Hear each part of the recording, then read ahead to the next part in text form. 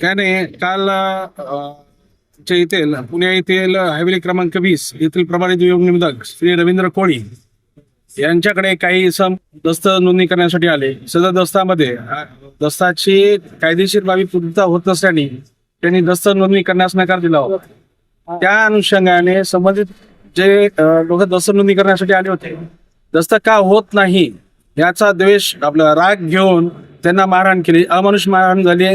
याच्या अनुषंगाने आम्ही आज निषेध व्यक्त करतोय आणि काम बंद आंदोलन करून आज आम्ही निषेध व्यक्त करतोय. संबंधित जे आरोपी आहेत त्यांना तात्काळ त्यांना अटक झाली पाहिजे आणि कठोर शासन झालं पाहिजे, ही आमच्या संघटनेची मागणी आहे.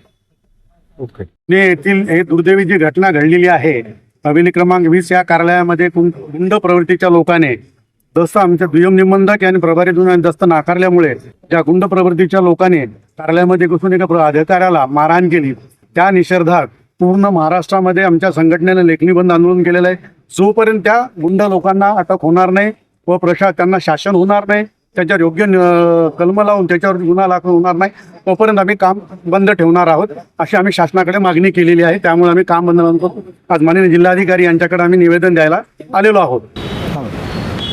बोला. पुणे हवेली क्रमांक 20 येथे प्रभारी दुय्यम निबंधक रवींद्र माळी यांच्यावर काही अज्ञात इस्मानी प्राणघातक हल्ला केलेला आहे. त्यांना अत्यंत मारहाणी केल्यामुळे दस्त नोंदणीसाठी आलेल्या तिघांनाही कायदेशीर कारवाई करून त्यांना कठोर शिक्षा देण्यात यावी, हीच आमची विनंती आहे.